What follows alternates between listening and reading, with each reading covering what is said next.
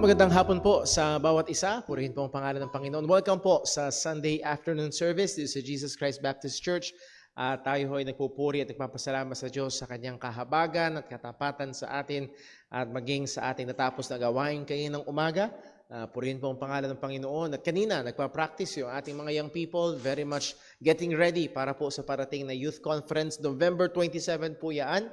At hindi lamang yan gawain para sa mga kabataan, maging sa mga adults, it is an opportunity na tayo ay makapaglingkod sa ating mga kapatiran na mga young people. So mga adults, if you are available on that day, November 27, that's on Monday, at lalo na kung whole day tayong available, ay pumarito tayo para makapag-serve and may opportunity rin tayong makapakinig ng salita ho ng Panginoon. Ilang mga paalala rin po sa ating mga kapatiran. November 5, the first Sunday ho ng November, ang ating second service will be having our second service sa JCBC Pandi. So kung maaari ho ay iayos nyo ho ang inyong kalendaryo, ang inyong schedule sa araw ho na yon, at tayo ho ay naimbitahan na maging kabahagi ho ng gawain po doon tayo mangangaral at makikikain tayo. Makikiselebrate tayo ng kanilang anniversary. Mag-pray ho natin.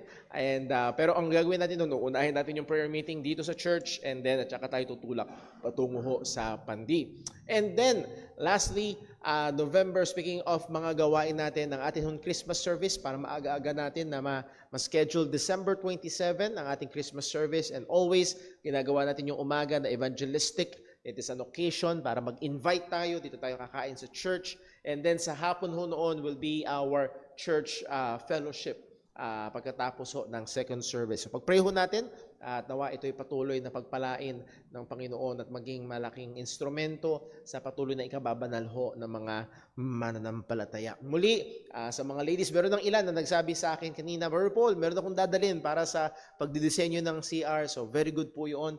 At nawa ho ay inayos na ho yung ating mga CR, mapaganda natin. So ibinibigay natin yung opportunity ho sa mga kababaihan na magawa ho ang bagay po na yun. I think that covers. So mamaya ho, pagkatapos ng ating prayer meeting, ay merong Joy Fellowship. So mga young people, na-encourage natin ang mga may asawa, na i-encourage nyo ang inyong mga kabataan sa bahay upang sila ay dumating sa ating Joy Fellowship. And oo nga pala, buti pinaalala sa akin ni Sister Jonah kanina, ang ating Couples Fellowship will be on the last Sunday ng October. So last Sunday ng October, that will be October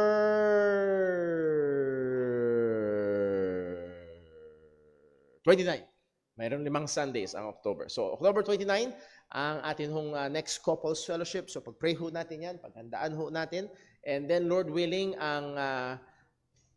yung pala magiging conflict, pinaplano natin na maging first Sunday ng November ang Ladies Fellowship. Pero nandun, baka second Sunday na lang ho ang mangyayari sa Ladies Fellowship. So pakipag-pray nyo ho at nawa ho mga ito ay patuloy na gamitin ng Panginoon. Again, ang prinsipyo natin sa mga ministries sa JCBC is to glorify God and to edify the saints and to evangelize the unsaved. Yun ho ang ating mga patuloy na nagiging mga gabay. So tayo yung magsimula sa ating gawain ng pagsamba ho ngayon. Tayo ho ay dumako sa pananalangin at hingin natin ang tulong, gabay at pagsiyasat ng Diyos upang tayo ihanda sa pagsamba sa Kanya sa Espiritu at katotohanan. Let's pray.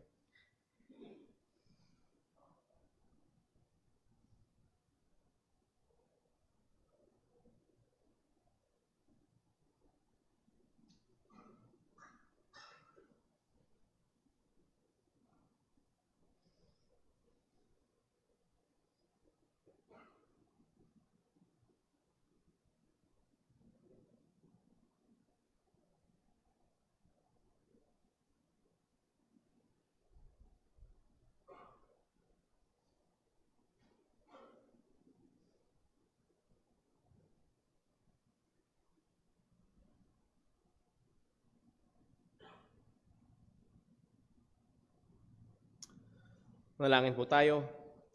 O aming amang Diyos, aming manlilikha, aming manunubos, pinupuri ka namin, pinapasalamatan ka namin sa iyong biyaya, sa iyong dakilang biyaya, sa iyong nakakamanghang biyaya sa amin, na kaming mga makasalanan, karapat-dapat lamang parusahan, O Diyos, ay minahal mo, kinahabagan mo, at binigay mo yung bugtong na anak upang kami ay magkaroon ng kaligtasan. And Lord, Gaya ng amin na pag-aralan kayo ng umaga, sa iyong kasoberanong kalooban, kami, O Diyos, ay pinili mo para kay Kristo Jesus upang matubos. Purihin ka, Panginoon. Salamat sa kaligtasan.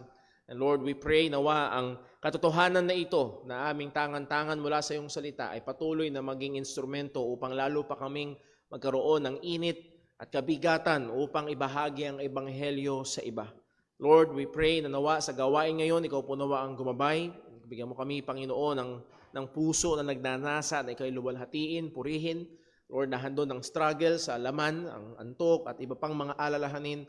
Nawa, O Diyos, patuloy mo kaming tulungan na maialay sa iyo ang katampatang pagsamba. Lord, we pray para sa aming mga kapatiran, mga mahal sa buhay, na handoon ang karamdaman. Ikaw, O Diyos, na nakakaalam ng lahat ng ito. Ay kami tumitingin sa iyo, O Diyos, na may nagpapakain sa mga ibon, nagbibihis sa mga damo. Gayon din, Panginoon, alam namin na hawak mo kami sa anumang sitwasyon. Ama, sa aming pagsamba ngayon, aming hinihiling na tulungan mo kami. Huwag mo pong hayaan na kami, ang aming kaisipan ay magliwaliw sa anumang mga bagay. Kundi, O Diyos, maibigay namin ang aming buong sarili sa pagpupuri, sa pagtataas ng iyong dakilang pangalan. Saliksingin mo kami, O Diyos, sa anumang mga kasalanan sa aming mga buhay. Nawa, tulungan mo kami na ito po ay pagsisihan at tunay sa biyaya mo ay paglabanan at patayin. At lahat ng ito, Panginoon, ay hinihiling namin sa ngalan ng aming Panginoong Hesukristo. Amen. Stay po tayong lahat at tayo po umawit sa Panginoon.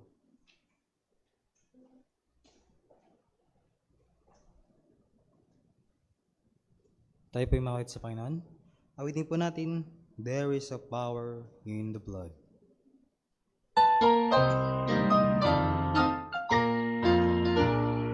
Would you be free from your burden of sin? There's power in the blood, power in the blood.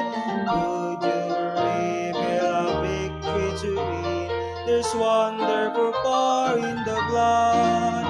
There is power, power, wonder-working power in the blood of the Lamb.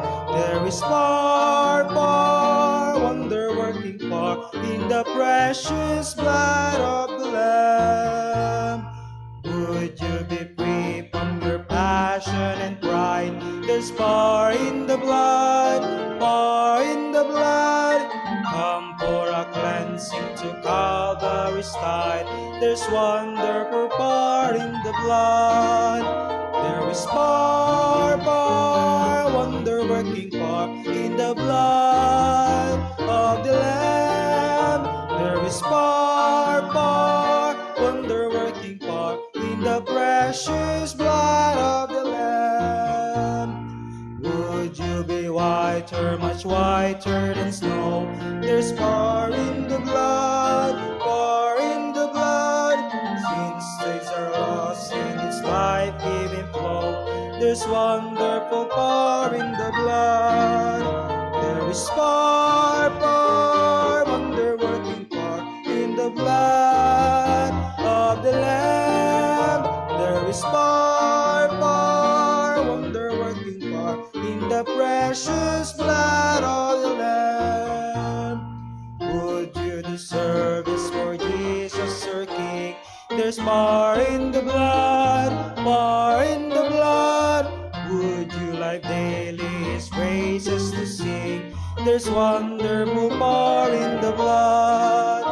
There is power, power, wonder-working power in the blood of the Lamb. There is power, power, wonder-working power in the precious blood of the Lamb. Tayo po'y manatiling nakatayo para po sa pagbasa ng salita ng Diyos.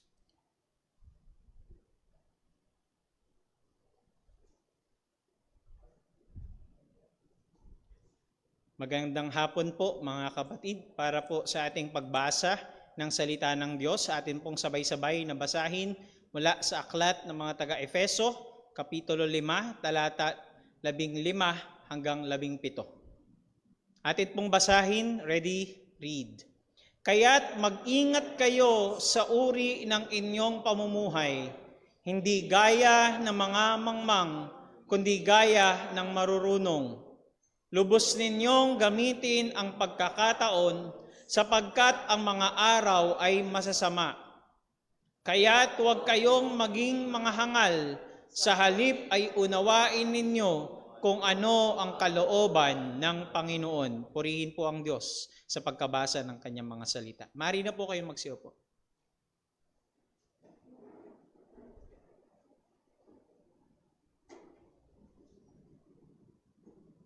Muli pa tayong mawat sa Panginoon. Ulitin po natin, there is a fountain filled with blood.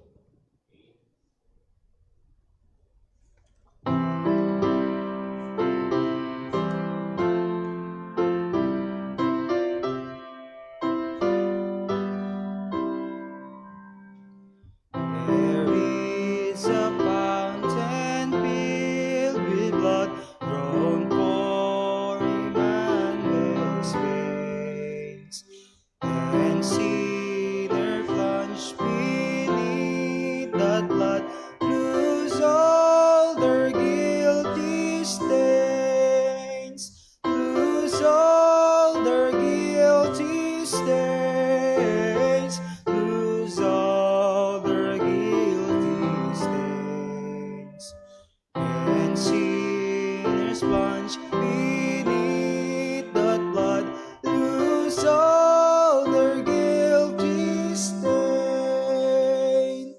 The dying deep rejoice to see that fountain in its day.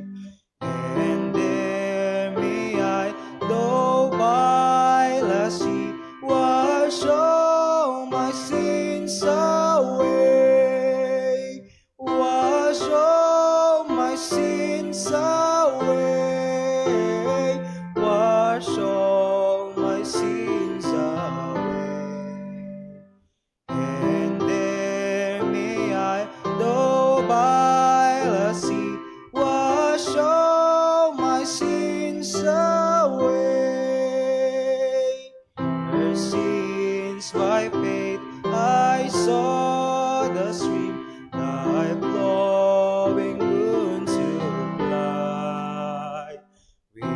Redeeming love has been my team, and shall be till I die, and shall be till I die, and shall be till I die. Redeeming love has been my theme, and shall be till I die. And in another sweeter song, thy power to save.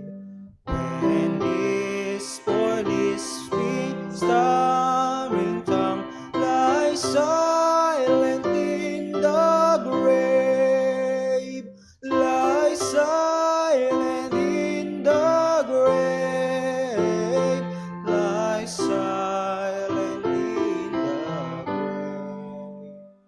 When this poor, this sweet stammering tongue lies silent in the grave. Tayo po'y manatili. Inaanyayahan ko lahat na magstayo para po sa pagkakaloob.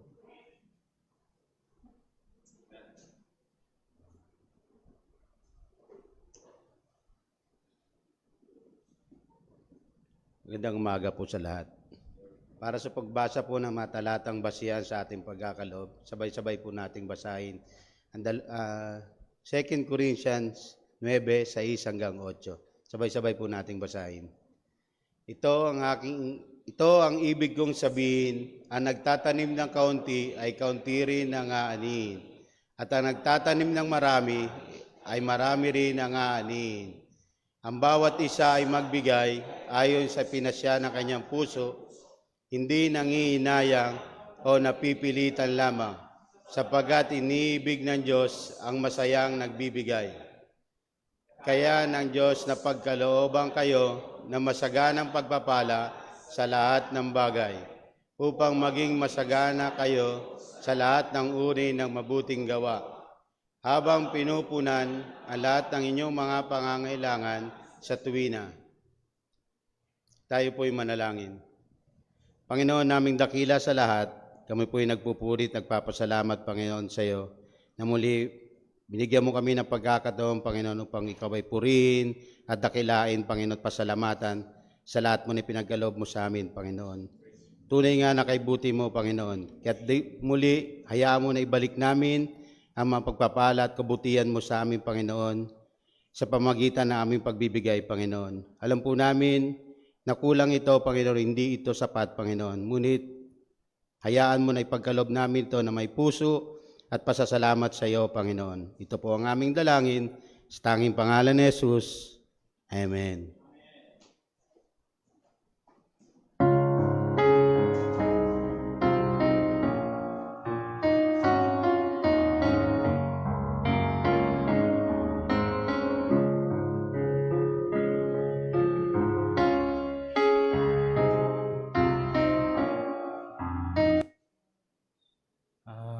Muli po tayong kumawit sa Panginoon. Magsitayo pong lahat. Awitin po natin, all glory be to Christ.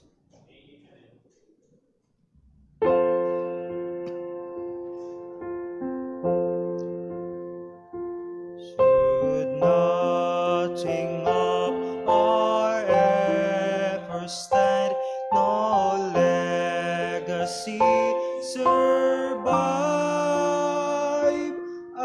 unless the Lord does raise the house in vain, its builders strive. To you who boast tomorrow's gain, tell me, what is your life? A mist it vanishes at dawn. Oh, glory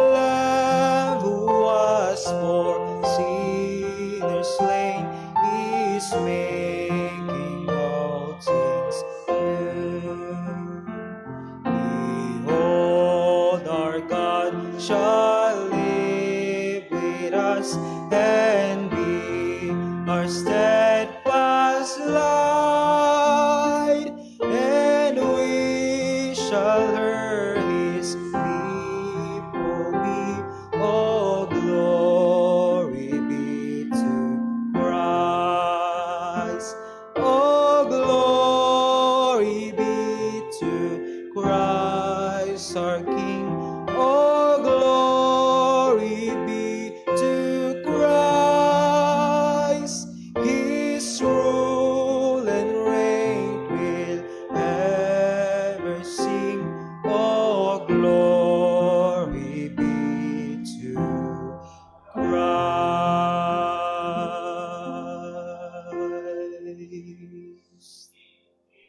Magsipo na pong lahat.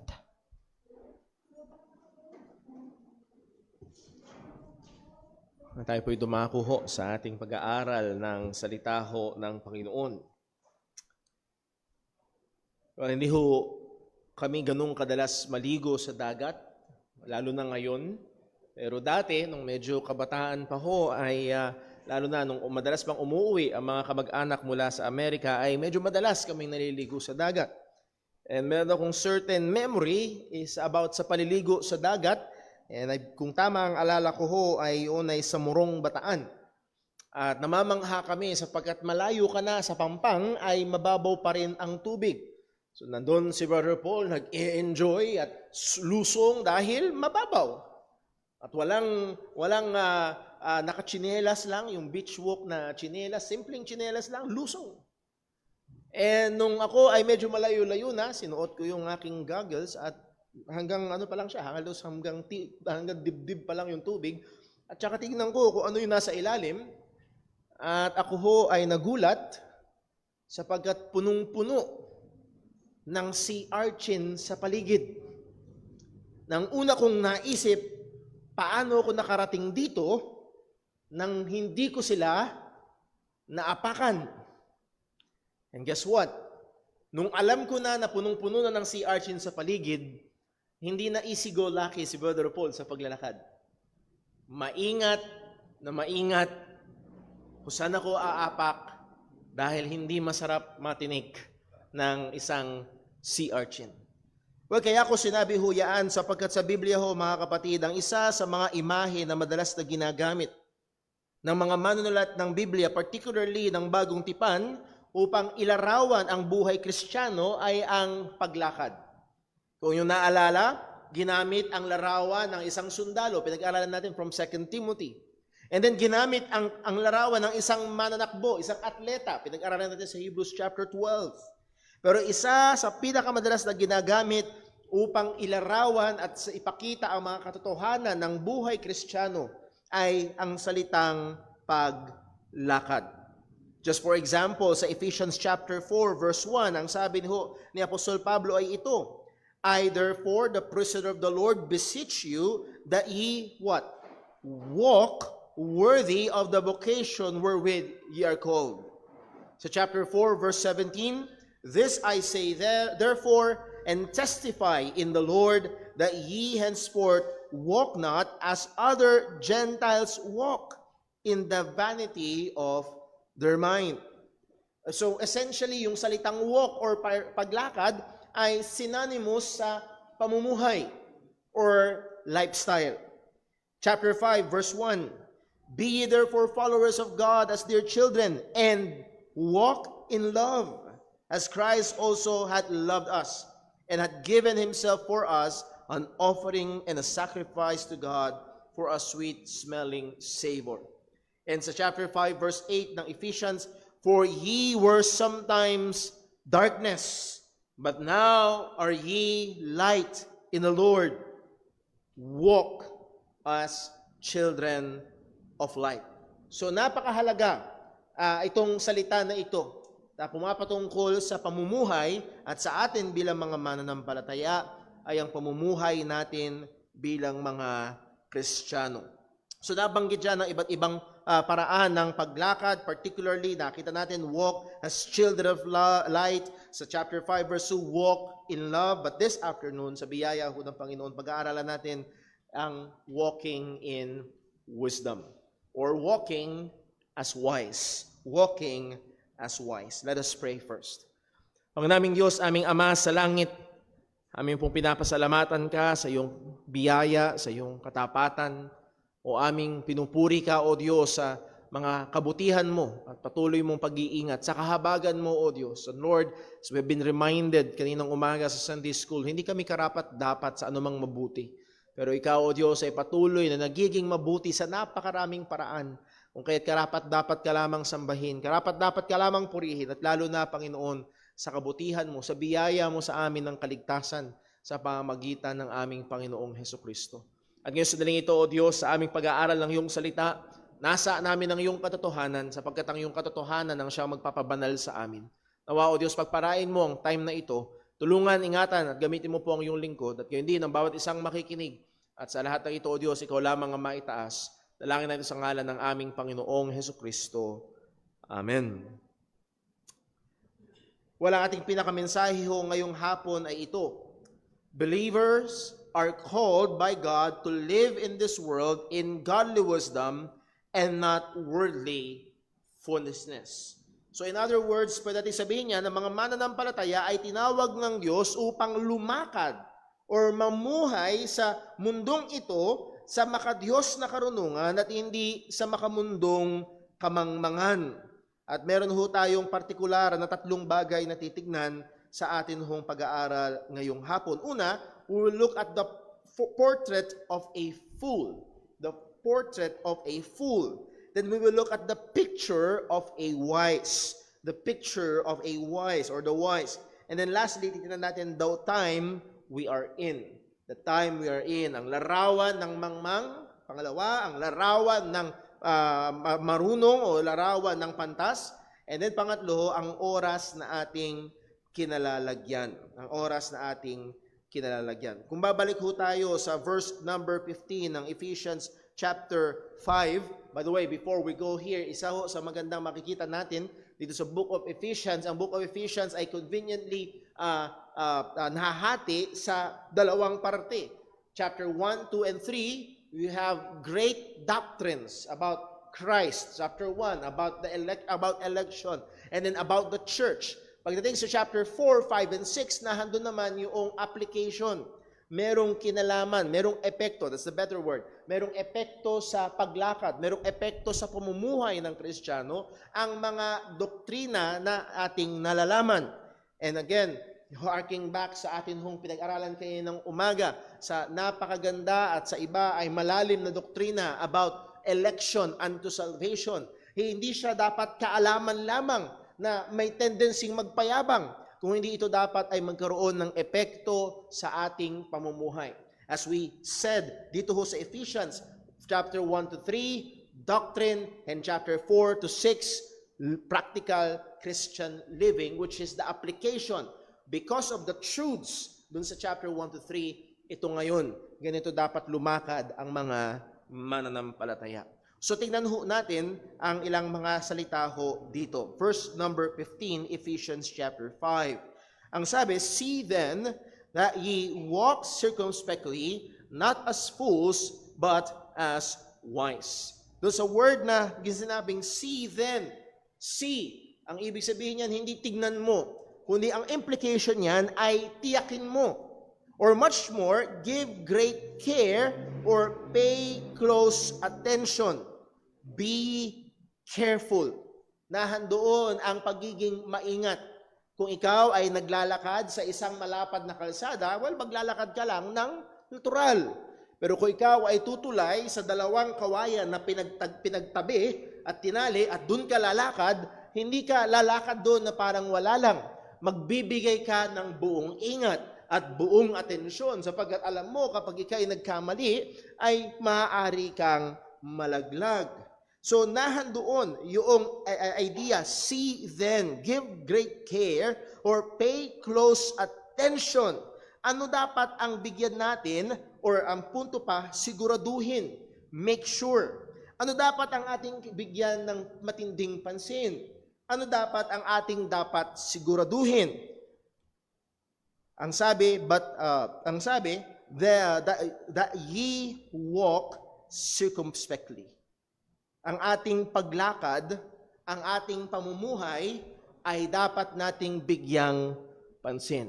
Mga kapatid, mga kaibigan, salamat sa Diyos sapagkat meron tayo na obserbahan At sabi nga ho ng maraming mga mananampalataya, meron tayong naobserbahan na ika nga ay resurgence ng Reformed theology. Meron tayong nakikita at kasama dyan yung malalim at seryosong pag-aaral ng salita ng Diyos. Nag-uusap kami minsan ni Brother Daryl at we go back to our Bible college days na kung saan mismong yung mga teacher namin sa Bible college, dinidiscourage ang pagbabasa. Hindi sila given sa pag-aaral, sa mas malalim na pag-aaral ng salita ng Panginoon sa kanila. Kung ano na lang yung minana nila mula sa iba, yun na lang din yun. What sounds good, what is energetic, yun na lang. What works, yun na lang. At hindi yung malalim na pag-aaral ng salita ho ng Panginoon. Now, kaya ko ho sinabi yan ay sapagkat meron hong tendency na malagay naman tayo sa panganib sa malalim at malalim at malalim na pag-aaral. Pero wala tayong pagbibigay ingat sa ating lakad. We rest content. Okay? Tama ang doktrina namin. Tama ang kaalaman ko. Pero hindi natin nabibigyan ng pansin kung anong nagiging epekto nito sa ating pamumuhay. Nawa, tulungan tayo ng Panginoon. Now, bakit sinasabihan ni Apostol Pablo ang mga mananampalataya sa Efeso na dapat silang maging maingat sa kanilang pamumuhay? Well, ang sabi at isa sa mga dahilan ay dahil kilala na nila si Kristo at sila'y kilala ni Kristo. Ibig sabihin, sila'y mga mananampalataya. Sa Ephesians chapter 4, verse number 17, ang sabi ho ni Apostol Pablo ay ito, This I say, therefore, and testify in the Lord that ye henceforth walk not as other Gentiles walk in the vanity of their mind. So muli, nandun na naman yung salitang walking, yung paglakad. Huwag na kayong mamuhay. Huwag na kayong lumakad. Kagaya ng ibang mga hentil sa vanity, sa walang kabuluhan ng kanilang kaisipan. Huwag na kayong lumakad sa verse number 18, nilarawan. Anong itsura nitong walang kabuluhan na kaisipan? Having the understanding darkened. Wala silang madilim yung pagkaunawa. Ang ibig sabihin, wala silang tamang pagkaunawa. Hindi na nauunawaan ng katotohanan. At kadalasan, sa context noon, pag hindi Kristiyano, pagano, sumasamba sa iba't ibang mga Diyos-Diyosan, being alienated from the life of God through the ignorance that is in them. Sila ignorante sa buhay ng Diyos. Sila ignorante sa buhay na Diyos. Sila ignorante mula sa buhay na walang hanggan na binibigay ng Panginoon sa pamamagitan ni Kristo Jesus. And bakit daw? Because of the blindness of their hearts. So, meron silang darkened minds, meron silang blinded hearts. Pagdating sa verse 19, what a description ng klase ng buhay. At mga kapatid, hindi tayo nalalayo doon. Before we got saved, that's us. Yun tayo. May madilim na kaisipan at merong bulag na puso. Ang sabi sa verse 19, who being fast-feeling have given themselves over unto lasciviousness, to work all uncleanness with greediness. Ganun ang pamumuhay nila. Nakabigay at binibigay ang sarili sa pita ng laman at ginagawa ang mga bagay na karumal-dumal sa harapan. Sa kanila ay libangan. Sa kanila ay actually sa mga pagano noon sa Efeso, ang isa sa paraan ng pagsamba nila sa kanilang Diyos-Diyosan is to engage in an orgy. So they're doing this all uncleanness with greediness. Pero ang napakaganda nung sinabi ni Apostol Pablo sa verse 20, but ye, kayo, have not so learned Christ. Hindi niyo natutunan kay Kristo at hindi ganyan ang patungkol sa ating Panginoong Kristo. Verse 21, if so be that ye have heard Him and have been taught by Him, as the truth is in Jesus. Ang punto, if you have heard Him, narinig niyo siya, you've been taught by Him, naturuan niya kayo, and again, hindi to personally, sapagkat si Kristo ay nasa langit na, that is, sila naturuan ng katotohanan ng Diyos, sila naturuan ng salita ng Panginoon, at natutunan, narinig nila ang katotohanan, hindi na sila dapat lumakad ng ganoon. So mga kapatid, again, sa biyaya ho ng Diyos, hindi sa pagtataas ng ating church, ang ating church ay hindi pababaw sa doktrina, palalim ho tayo. Pero habang lumalalim tayo sa doktrina, dapat umiingat tayo sa ating paglakad. Dapat lalo tayo nagiging pantas sa ating paglakad. At sabi ni Apostol Pablo, kung babalik tayo sa Ephesians chapter 5, muli, dahil ang Diyos ay liwanag, dahil kung sino ang Diyos, again, dahil kung sino si Kristo at natutunan nila kay Kristo, ang kaligtasan kay Kristo, may epekto sa paglakad. Dahil kung sino ang Diyos, at dapat merong epekto sa ating paglakad. Again, Ephesians 5 verse 8, for ye were sometimes darkness, but now are ye light in the Lord. Because you are now in the Lord, and because the Lord is light, walk as children of light. Dahil tayo ay mga tunay ng anak ng Diyos, again, tayo tinatawag ng salita ng Diyos to live consistently according to the spiritual truth na atin hong estado. Iba, isa sa madalas na sinasabi ng iba, be real. Magpakatotoo ka. Well, in a sense, ito yung sinasabi ni Pablo, well, kayo ay mga anak na ng Diyos. Be real. Walk according to that truth. Walk according to that truth. So anong sabi? Walk circumspectly. Again, that walking is living, mamuhay tayo, and that word circumspectly, hindi natin masyadong ginagamit itong salitang circumspectly. Anak, paglakad mo, be circumspect. Hindi natin masyadong ginagamit yung salita na yon, meaning cautiously, accurately, and exactly. Merong pag-iingat, merong accuracy. As we have said kanina, kapag ikaw ay lumalakad sa isang makitid na daan, sinisigurado mo ang iyong bawat hakbang. There is an exactness required sa buhay Kristiyano. Merong kalakip ng ating kaligtasan at mga katotohanan na ating nalalaman ay kalakip nito yung responsibilidad sa maingat na Christian living. Dinidemand ng ating relasyon kay Kristo, ng ating kaalaman sa Panginoon na tayo ay maging maingat sa ating pamumuhay. Kaya muli, isang maling kaisipan yung nagkakaroon ng dichotomy between knowing and living. Ay, basta ayoko pag-aralan ng doktrina, gusto ko lang mamuhay para sa Panginoon. Again, hindi ito pwedeng paghiwalayin. At actually, biblically speaking, ang totoo at matuwid na pamumuhay ay nakatungtong sa tunay na kaalaman ng katotohanan ng Panginoon. So muli, our relationship with Christ has a direct effect on how we should live our lives.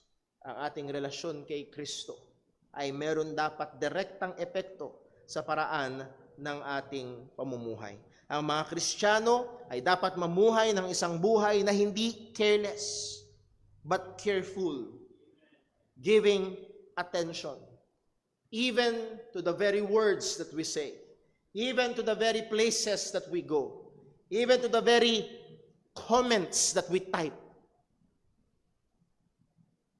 Kailangan nating maging maingat. At dito, binigyan ng karakteristik ni Apostol Pablo, paanong klase ng pag-iingat. At meron siyang dinigay ng dalawang contrast. Not as fools, but as wise. Hindi ganito, kung hindi ganito. At isa yon sa mga magandang paraan ng pagtuturo. Hindi ganito, ipapakita muna kung ano yung hindi, and then ipapakita kung paano. So how does a fool walk or live their lives? How does a wise person live their lives? So kung tayo inuutusan ng Diyos na maging maingat at hindi maging mangmang sa ating pamumuhay, at tayo inuutusan ng Diyos na maging, pantas sa ating pamumuhay, isang magandang tanong, paano nga ba namumuhay ang isang mangmang? Sapagkat ang sabi ng salita ng Diyos, not as fools. So therefore, isang magandang gawin ay tignan natin ang salita ng Diyos kung paano nilalarawan ang mangmang, and then iiwasan natin yon. Nakuha ko natin? Iiwasan natin yun. Now, we can only be selective at this point sapagkat maraming katangian ng mangmang sa salita ng Diyos, but mostly, ito'y kukuhanin natin sa book of Proverbs. At madalas, ang Proverbs natin yung comparison ng fools and wise. So una, tingnan natin the portrait of a fool. the fourth portrait of a fool na hindi natin dapat gayahin. Sino ang mangmang? Actually, hindi mo kailangan magsumikap para maging mangmang. Kailangan mo lang ipanganak. Ang sabi ho ng Proverbs 22 verse 15, Proverbs 22 verse 15, foolishness is bound in the heart of a child. Foolishness is bound in the heart of a child, but the rod of correction shall drive it far from him. Sa mga magulang, is that an amen? Amen. Sinabi mo ng wag, mainit yan, anong gagawin ng bata? Sinabi mo wag kang pumunta dyan, baka matusok ka. It's bound. And again, no one is an exemption. Lahat tayo nung pinanganak ay dumating na fool. And again, sa mga magulang, ito'y totoo. And future ng mga magulang, gaano mang ka-cute at sa tingin mo malanghel ang binigay sa iyong sanggol ng Panginoon. Sabi nga ni Bodhi Bacam, it's not, it's a viper in the diaper. Foolishness is bound in the heart of a child. Pero buti na lang, binigyan tayo ng pag-asa ng Panginoon, but the rod of correction shall drive it far from him. The rod, ang pamalo sa bata ay mag-aalis at magtataboy ng kahangalan sa kanya. Well, hindi ho about child discipline ang ating pag-aaral ngayon, pero sinabi lang natin, if you're born, and hope you are born alive and born as a child, nakahandyan na ang foolishness. At sa biyaya ng Diyos, marami ho sa atin ay nakatikim ng disiplina. At alam natin, buti na lang dinisiplina ako. At yung ilang mga kamangmangan ay maagang naalis. Chapter 14, verse 1, or Psalm 14, verse 1.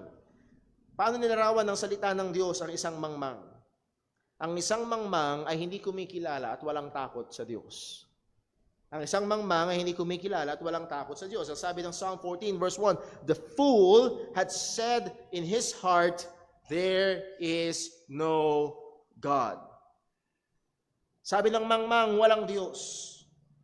They are corrupt. They have done abominable works. There is none that doeth good. Please note, and please notice, yung kanilang corruption, yung kanilang abominable works, yung kanilang hindi paggawa ng mabuti, ay saan nakatungtong? Dahil hindi nila nire-recognize ang Diyos. Therefore, the atheist, or the practical atheist, when we say practical atheist, by mouth, sinasabi nilang may Diyos, pero practically, sa kanilang pamumuhay, walang ebidensya na may Diyos. Ang sabi ng salita ng Diyos, sila ay mangmang. So ang pamumuhay, ang paniniwala at pamumuhay na parang walang Diyos, ay katangian ng isang mangmang. Sapagkat hindi sila naniniwala sa Diyos. And again, maraming mga tao na patong-patong ang degree, na may masteral doctorate sa iba't ibang mga fields, nevertheless, sa ngayon salita ng Diyos, sila ay mangmang. Dahil hindi nila kinikilala ang Diyos ng Biblia. So ang mangmang una ay walang pagkilala at walang pagkatakot sa Diyos. Pangalawa, ang mangmang ay laging tama sa kanyang sariling mata.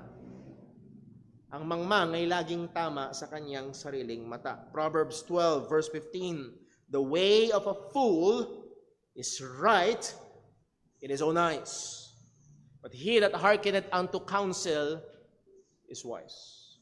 Ang daan ng mangmang ay matuwid o tama sa kanyang sariling mata. Proverbs 28 verse 26, he that trusteth in his own heart is a fool. Kaya mag-ingat ho tayo kapag ang lagi lang nating pinakikinggan ay yung sarili nating boses. Wala tayong puwang na makinig sa payo, sa kritisismo, even kritisismo ng iba.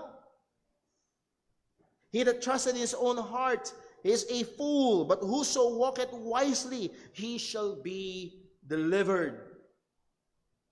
Ang isang mangmang ay laging tama sa kanyang sariling mata at ang kanyang sinusunod ay ang kanyang mga sariling haka. Proverbs 1 verse 7, the fear of the Lord is the beginning of knowledge, but fools despise wisdom and instruction. Hindi lang sila basta tama sa kanilang, dahil tama sila sa kanilang sariling mata, wala silang pakinabang sa mga payo. Wala silang pakinabang sa mga instructions. Ang isang taong mangmang ay hindi nakikinig at walang intensyon na makinig sa iba. Hindi nila kinikilala ang otoridad sa kanila. Wala sila actually kinikilalang otoridad sa ibabaw nila. So let us be very, very careful kapag ang tanging pinakikinggan nating boses ay yung ating sariling boses at hindi ang wala tayong puwang na makinig sa iba, lalo na sa mga espiritual at mga malalagong Kristiyano na nagsasabi sa atin na meron nakikita ng kamalian sa atin.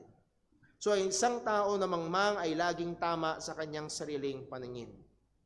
Pangalawa o pangatlo, ang isang taong mangmang, listen, ang isang taong mangmang ay ginagawang tinuturing na magaang ang kasalanan. Makes light of sin. Proverbs 14 verse 9, anong sabi? Fools make a mock at sin.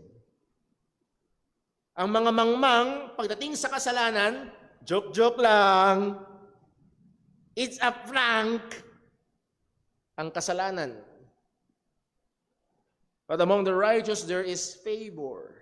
Note in other versions, ang sabi, mocks is ibig sabihin guilt or trespass offering. He does not do them. Hindi na ginagawa yung yung word na mock sa ibang translation, meaning trespass or guilt or pumapatungo sa trespass offering. That means, ang implication noon, yung ginagawa nilang kasalanan, ang tingin nila, hindi karapat-dapat mag-alay. In the Old Testament, hindi required na mag-alay ng hain para doon sa ginawa nila. Ibig sabihin, they look at it as, wala lang. Proverbs chapter 10, verse 23, it is a sport to a fool to do mischief. Is it a sport? Laro lang. Laro lang para sa kanila. Laro lang para sa kanila. Isang libangan lang para sa kanila ang gumawa ng mga masama. But a man of understanding hath wisdom. So para sa isang mangmang, ang kasalanan, ang paggawa ng mali ay napakaliit na bagay at tinuturing na libangan. It is just like a joke para sa kanila. It is something funny for them. Again, gas-gas na, pero hindi ko makalimutan yung narinig kong usapan ng dalawang estudyante sa likuran ko habang nakapila kaming magbabayad ng tuition fee. Nag-aaral ako sa Malolos noon. Nakapila, hindi ko intensyon na maging chismoso. Pero ang lakas ng usapan nila, anong magagawa ko? Ang sabi ng isa, pare, ang sabi ko sa nanay ko, 1,500 ang babayaran. Pero pare, 1,000 lang. Anong sabi ng pare niya? Pare, ang galing mo! Yun eksakto. Panloloko sa magulang ay magaling. Laro, nakakatawa. Ito ay kamangmangan. Ito ay kamangmangan. And hindi lang patungkol sa magulang, anything, kahit anong kasalanan, ay ginagawang libangan. Proverbs 13, verse 19, the desire accomplished is sweet to the soul, but is abomination to fools to depart from evil. Yung pagtigil pa sa panloloko, yung pagtigil pa sa kasalanan, yung pagtigil sa mga samang gawain, para sa kanila, yun ang masama. Para bang pinapayuhan mong tumigil sa paninigarilyo, ano ka ba? Ba't pinipigilan mo? Pinapayuhan mo sa pagtigil sa paggawa ng hindi tama, pero nagagalit at ikaw pa ngayon ang masama. It is abomination to fools to depart from evil. So, masama sa kanila ang hindi gumawa ng masama. At ang paggawa ng masama sa kanila ay joke lang. Ito ay katangian ng isang mangmang.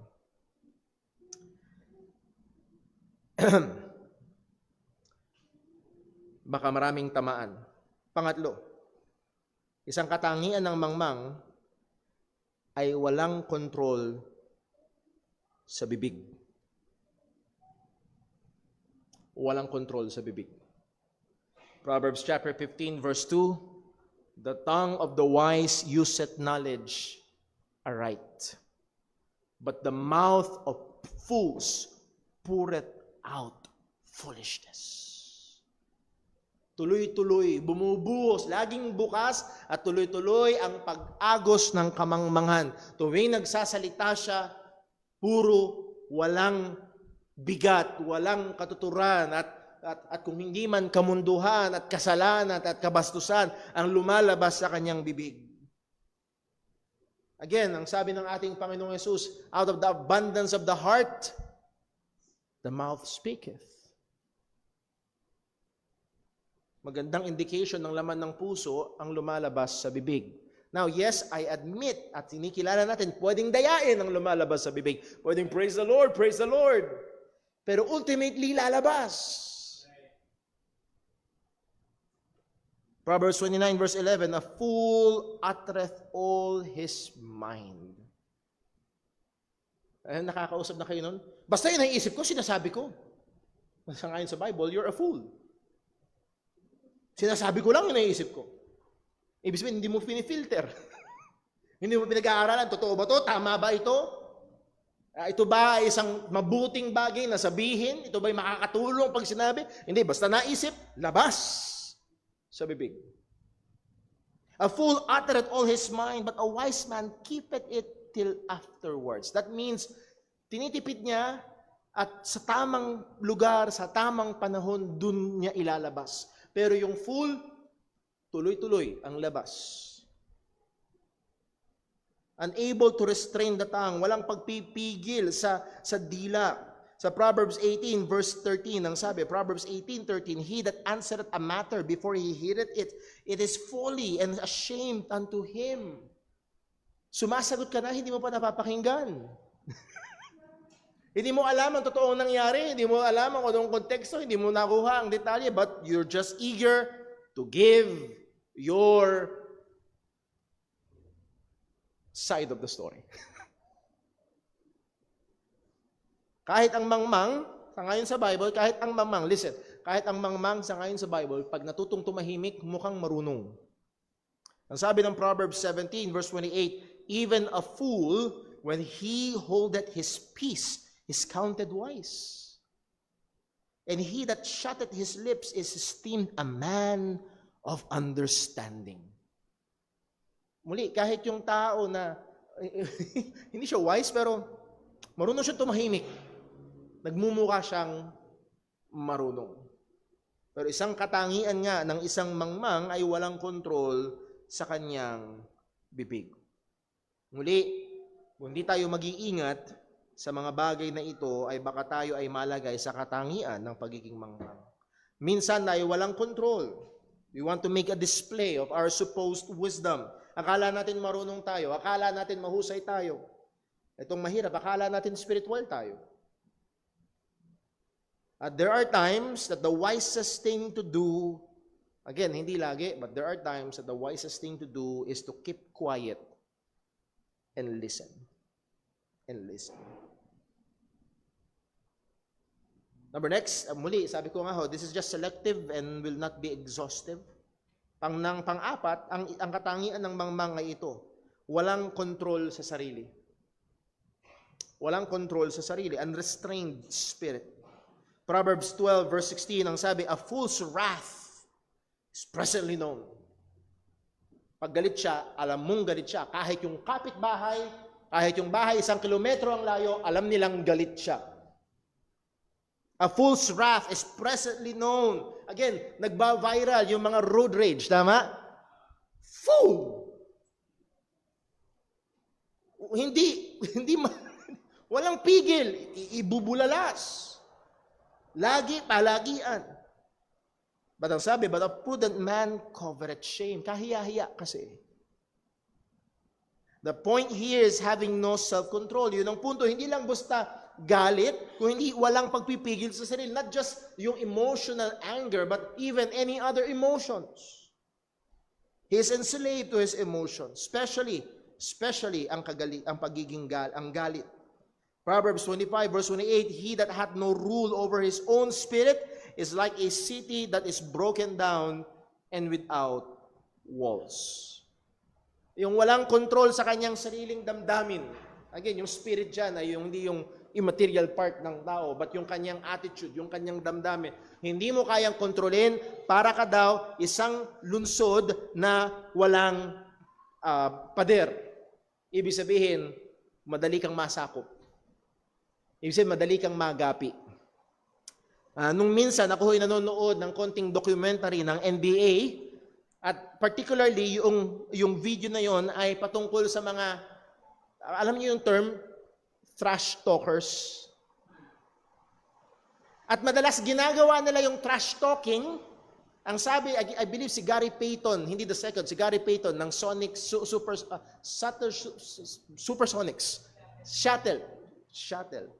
Ang naaisip kong shuttle, yung sinasakyan. Supersonics. Seattle, Supersonics. Ginagawa niya yun para magalit. Pati si Patrick Beverly. Ginagawa niya yun para magalit yung kalaban. Ang problema, pag nagalit, anong pasa-pasa? Anong set-set? Galit ako.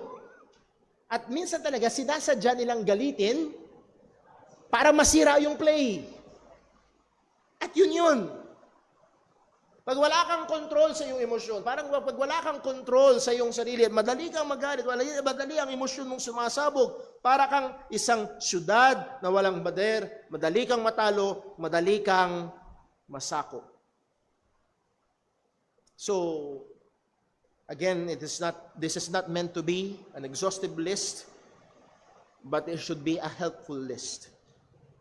Again, ang mangmang ay hindi naniniwala at walang takot sa Diyos. Pangalawa, ang mangmang ay tama lagi sa kanyang sariling mata. Pangatlo, ang mangmang ay ginagawang libangan ng kasalanan. Pang-apat, ang mangmang ay walang pagpipigil sa sarili o sa kanyang bibig. And then panglima, ang mangmang ay walang pagpipigil sa sarili. Well, tingnan natin ang portrait or picture of a wise. Ano man ang larawan ng wise? Well, this is generally the reverse of the fool. Tingnan mo yung katangian ng fool, baliktarin mo, you have the wise. So una, ang isang taong matalino ay may takot sa Diyos. Ang isang taong totoong pantas ay may takot sa Diyos. The fear of the Lord is the beginning of knowledge, but fools despise wisdom and instruction. So ang isang taong merong dunong, talino, sangayon sa salita ng Diyos, ay isang taong may pagkamangha sa Diyos, may pagsamba sa Diyos. There's reverence towards God. There's fear of God in his heart. Kilala niya ang Diyos at kinikilala niya ang Diyos at pinakikilala niya ang Diyos. Siya ay nasa tamang relasyon sa Diyos sa pamamagitan ng Ebanghelyo ni Kristo. Ang Diyos ay malaki sa kanyang mga mata. Hindi maliit ang Diyos. Nakikita niya ang Diyos kahit saan. That is, yung kamay at gawa ng Diyos sa lahat ng lugar. Ang Diyos ang determining factor sa kanyang buhay. That is wise. That is wise. Saaran niyo, sabi sa book of James, ang sabi ni James, kayo nga na nagsasabing, bukas pupunta kami doon at magdedegosyo kami at kikita kami at ganyan. Ang sabi ni James, hindi dapat ganun. Dapat ganitong sabihin niyo, kung kalooban ng Diyos. Ang determining factor ay hindi yung effort mo, hindi yung plano mo. Ang determining factor ay ang Diyos. So may takot at may pagkilala sa Diyos. Pangalawa, ang pantas ay may hindi matalino sa kanyang sariling mata. Again, nandun yung paalala sa Proverbs 3 verse 7, be not wise in thine own eyes. Fear the Lord and depart from evil. He knows and he acknowledges that he is weak. Meron siyang kahinaan, meron siyang kakapusan. Inaamin niya sa kanyang sarili, as we have been always reminding, na tayo ay madalas bulag at hindi nakikita ang ating mga sariling kamalian. So be open, please. Be open na makinig sa iba kapag merong sinasabi na may nakikitang mali sa atin. Siya ay dumidinig sa counsel, siya ay dumidinig sa instruction. Proverbs 1 verse 5, a wise man will hear and will increase learning, and a man of understanding shall attain unto wise counsels. Makikinig at lalago sa kaalaman. And again, nandun yung pangalan nito, andun yung qualification, wise counsel. Biblically, wise counsel. Hindi porket nagbigay sa'yo ng payo, susundin mo agad. Sukatin mo kung timbangin kung ito ay makadiyos at biblical na payo at sang-ayon sa katotohanan ng Panginoon. Proverbs 9 verse 9, give instruction to a wise man, and what? And he will be yet wiser. Magbigay ka ng pagtuturo sa isang taong pantas, so marunong, at lalo siyang magiging marunong. Teach a just man and he will increase in learning. Again, just a side comment, yung ating, ano ba tamang salita? Yung ating attitude sa instruction, attitude natin, kapag may nagtuturo sa atin, pag may nagko-correct sa atin, can reflect yung kalagayan ng ating puso. Proverbs chapter 12, verse 15, the way of a fool is right in his own eyes, but he that hearkeneth unto counsel is wise. So here's the question, do you seek counsel? Ikaw ba ay, again, ang sabi in the multitude of counselors, there is safety. Marami ho sa atin ay namumuhay sa panganib sapagkat wala tayong counselors. Hindi mo pinapaliguran ng iyong sarili ng counselors. At kung wala kang counselor sa paligid, kaninong boses lang madalas ang iyong pinakikinggan? Sarili. Atong mahirap. Pag yung sarili mong boses ang pinakinggan mo, cute ka, tama ka, okay ka. Hindi lamang yun, he abstains, ang isang pantas, he abstains from sin. Kung ang mangmang ay ginagawang joke-joke lang, mani ang kasalanan, ang isang pantas ay seryoso sa pag-iwas sa kasalanan. Again, Proverbs 3 verse 7, be not wise in thine own eyes, fear the Lord, and depart from evil. Proverbs 14 verse 16, a wise man feareth, and departeth from evil, but the fool rageth and is confident. Lumalayo sa kasamaan. Ang intensyon niya ay lumayo sa kasamaan. Whoso keepeth, Proverbs 28 verse 7, whoso keepeth the law is a wise son. Ang mga sumusunod sa kautusan ng Diyos ay isang pantas, marunong na anak. But he that is companion of riotous men shameth his father. O ang best friends mo, lagi mong kasama ay yung mga magugulo at hindi lang basta magulo na maingay sila, kung hindi yung talagang gumagawa ng gulo at ginagawang libangan ng kasalanan, kung yun ang lagi mong kasama, ikaw ay magiging kahihiyan sa iyong magulang. So hindi lamang siya lumalayo sa kasalanan, iniingatan niya ang kanyang bibig. Kung ang mangmang ay walang kontrol sa bibig, ang matalino o ang pantas na tao ay may kontrol sa bibig. Proverbs 15 verse 7, the lips of a wise disperse knowledge. Brother Paul, gusto kong dagdagan ng kaalaman yung kapitbahay ko. So ako ay Marites, Master of Arts in transmission of special, basta something there.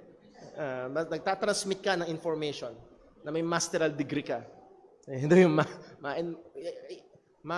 Master of, sa kanto na ako i-recall. Basta yun.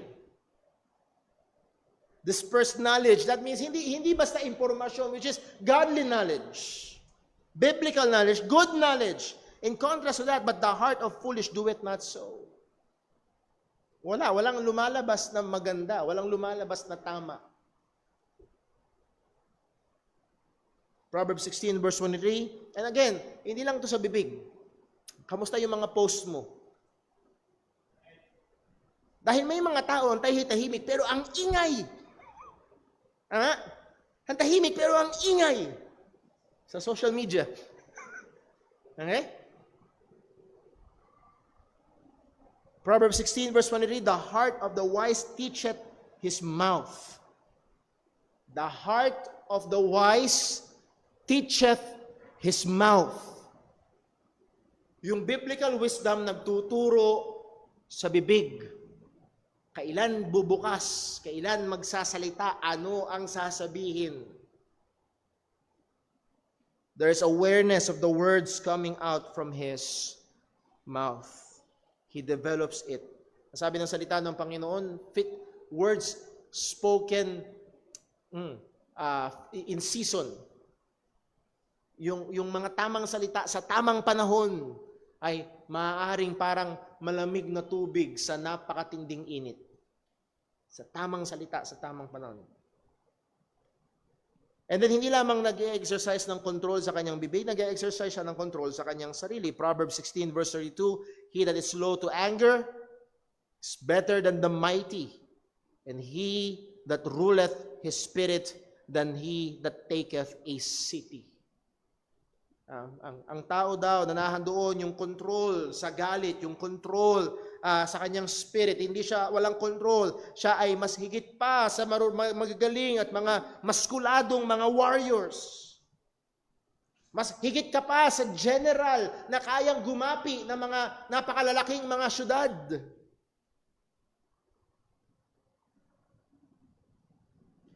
Sa James chapter 1, punta tayo sa New Testament, sa James chapter 1 verse 19, ang sabi, wherefore, my beloved brethren, let every man be swift to hear, slow to speak, slow to wrath.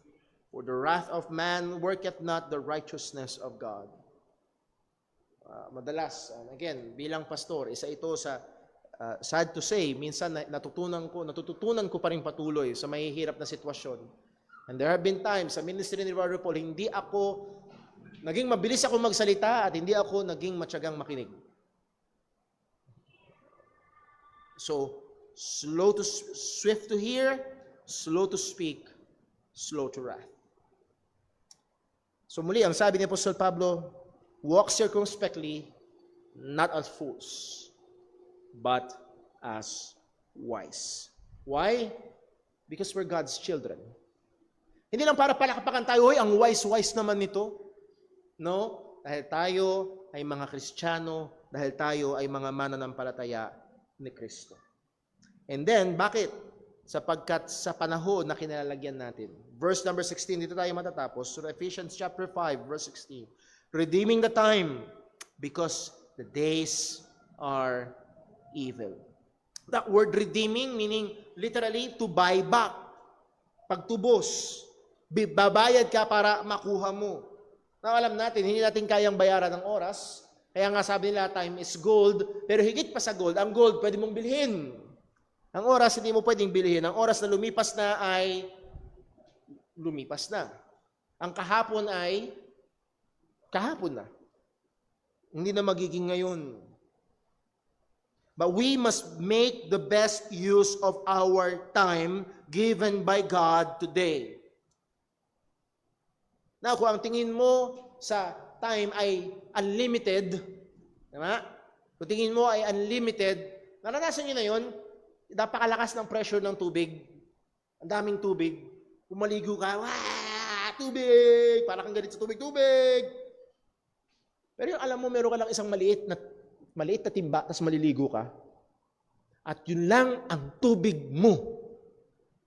Kalkulado mo bawat patak. Saan mo gagawin? Hindi pwedeng, hindi, kalahati lang. Okay na yun, sige, basa na.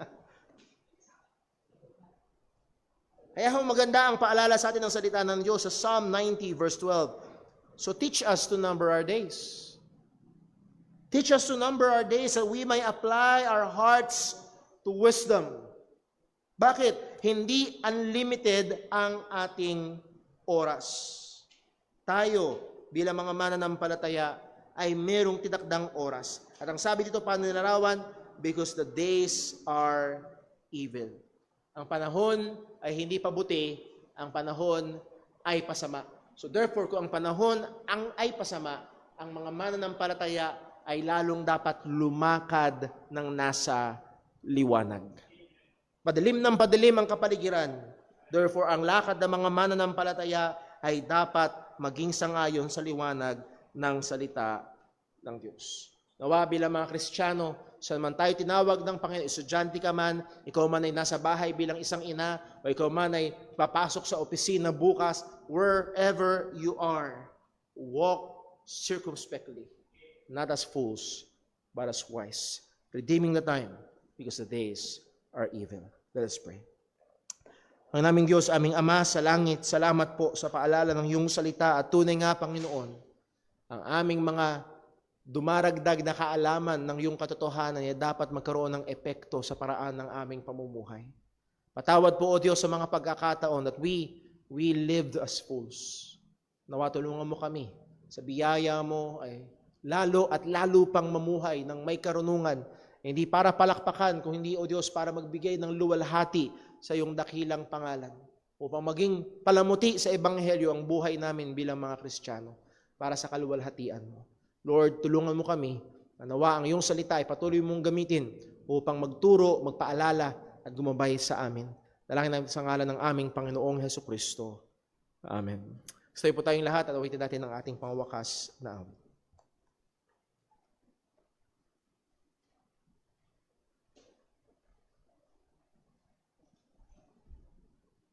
Tayo po yung mawit sa Panginoon. Hawitin po natin, praise Him, praise Him.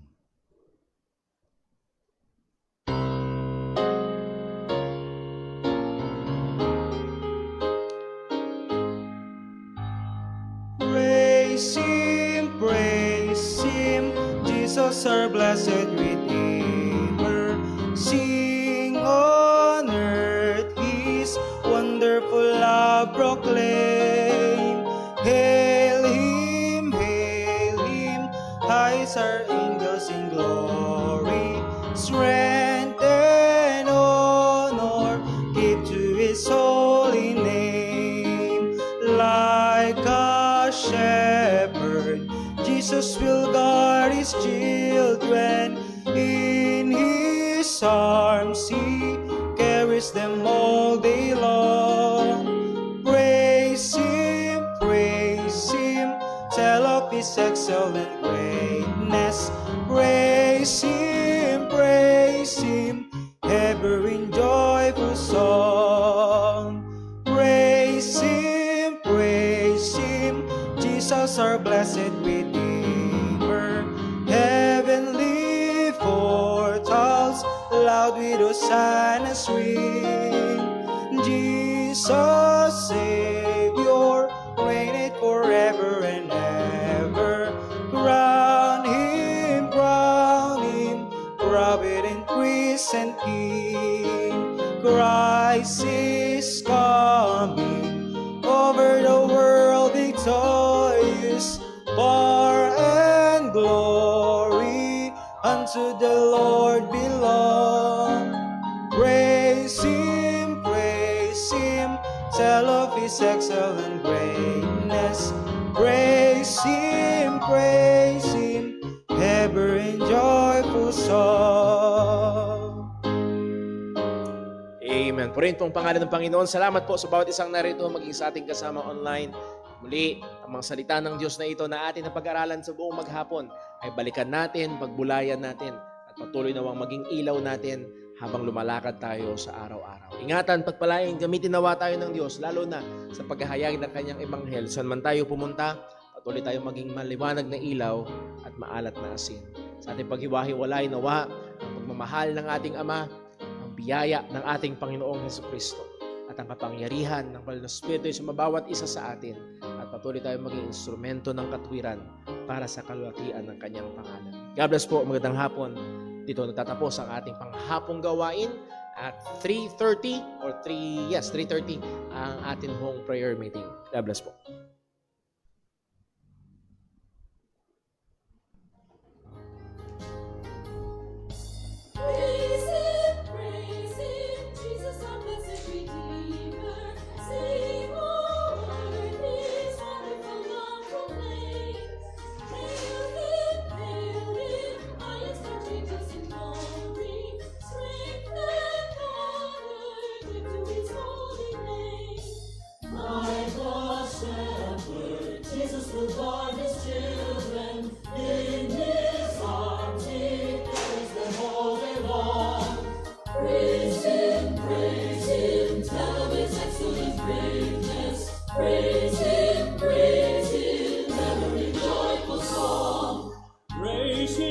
Praise Him, Jesus, our blessed Redeemer.